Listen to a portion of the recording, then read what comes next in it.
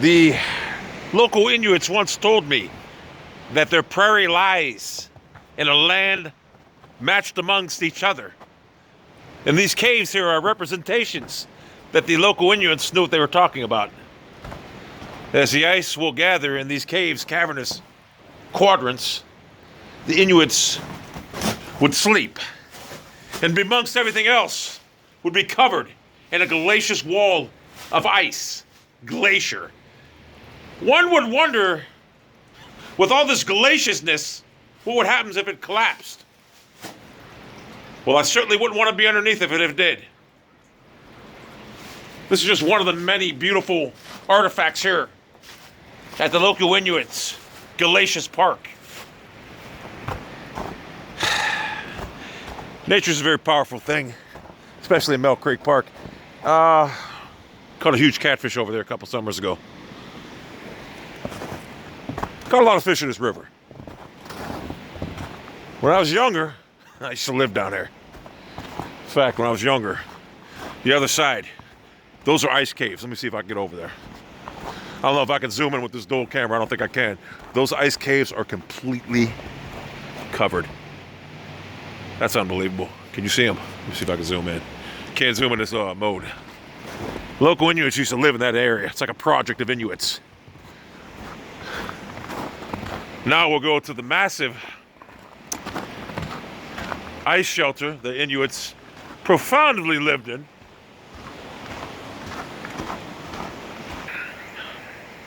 I've also caught many fish off this rock over here in the yonder. But I don't know if you can see over there the massive where the son of Jor-El once lived before I killed him. The son of Jor-El, who was better known as Superman. Holy shit. That path is completely unpassable. Where do the fish go when the water's ice cold like this? Obviously lower. There's the equivalent of the White House for the president of the Inuits back in the mid-16th century. Many of Inuits have had their presidency in that area and lived there. Which once was a big cave is now nothing but a yarn of icicles covering a little patch in the ground on the side of a cliff. Now, as you can see, we're starting to enter the rich area where the Inuits lived. On Riverside Drive, as it was known back in the late 1600th century. As you can see, they're plush houses formed of icicles of a barbaric culture. And the local Inuits, this used to be a really big place at one time, as you can tell. Hold up. I gotta jump over here. Oh, God dang. That hurt, motherfucker. That hurt. But anyway, as you can tell, I didn't realize that big drop. Look at this. Look at this ice mountain quadrant. Hidden. I gotta watch all this fucking fall.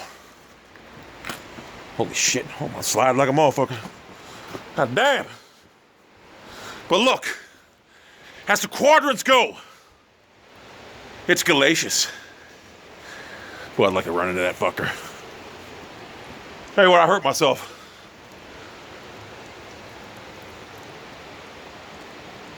Look at that fucking thing. I should knock that fucker down. Fucking, I ain't gonna fall on that fucker. But anyway, as you can see, it's a warm thaw here.